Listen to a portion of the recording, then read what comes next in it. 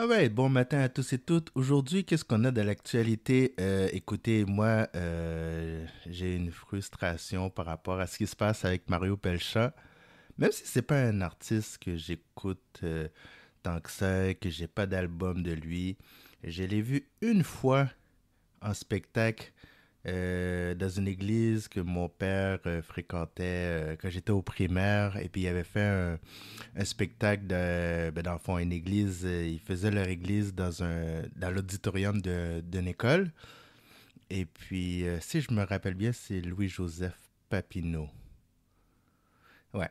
Et puis, très belle voix, un artiste très respectable, à qui on devrait donner beaucoup plus de crédit au Québec. Qu'est-ce qui est dérangeant avec son cas, c'est qu'il a voulu organiser une série de concerts pour faire la promotion de son vignoble. Tu sais, il a investi de l'argent, il a fait construire une salle de spectacle. Puis, tu sais, c'est une formule, il propose une formule souper-spectacle. Donc, il avait mis en vente 11 000 billets pour une série de concerts de 45 spectacles. Et il avait vendu 9 000 billets jusqu'à présent. Et c'était pas mal sûr qu'il allait atteindre le 11 000 billets vendus. Moi, je suis convaincu que ça aurait été sold out. Puis il voulait faire la promotion de son vignoble, des produits qu'il vend, des artisans, puis aider au développement économique de la région. Et il a dû tout annuler pour une plainte. Une plainte! La commission de la protection des territoires agricoles du Québec a dit non, non, non, il n'y aura pas de show, il n'y aura rien de ça qui va se donner pour une plainte. Et lui, comme il est loin d'être un snitch, il savait qu'il y avait probablement d'autres propriétaires de vignobles que eux, ils organisent des spectacles. Il a pas dit, ouais, mais eux autres, comment ça se fait qu'ils ont le droit de faire des shows? Fait que lui, de son côté, il est resté silencieux.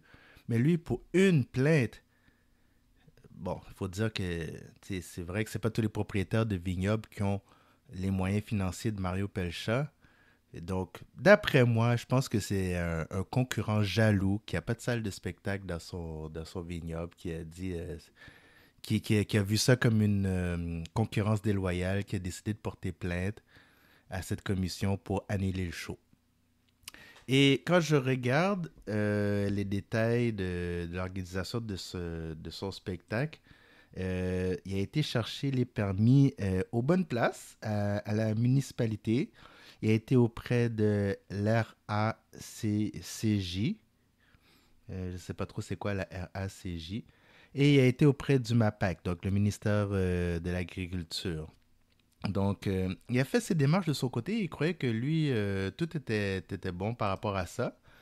Et puis, bon, il a la surprise que son spectacle n'aura pas lieu pour une plainte. Imaginez-vous la frustration, l'argent perdu, le temps consacré à ça. Lui puis sa conjointe et d'autres personnes qui ont pris le temps de tout organiser. Ils ont sûrement vu préparer ça des mois et des mois à l'avance et puis voir que tout tombe à l'eau pour une niaiserie d'une plainte. Et il veut pas aller jusqu'à la Cour suprême pour cette affaire-là parce que c'est beaucoup de temps et d'argent. Donc, là, j'ai vu sur son site qu'il se prépare à rembourser les gens.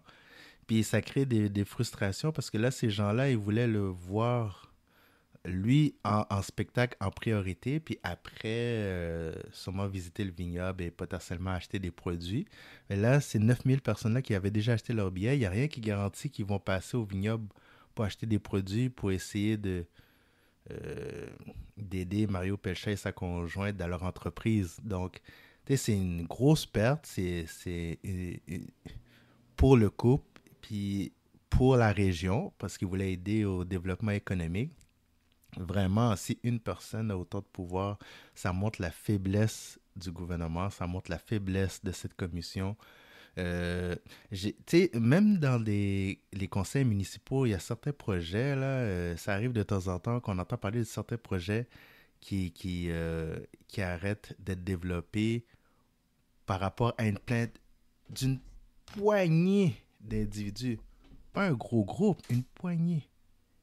Et puis, ça donne une annulation de projet. Donc, je comprends pas.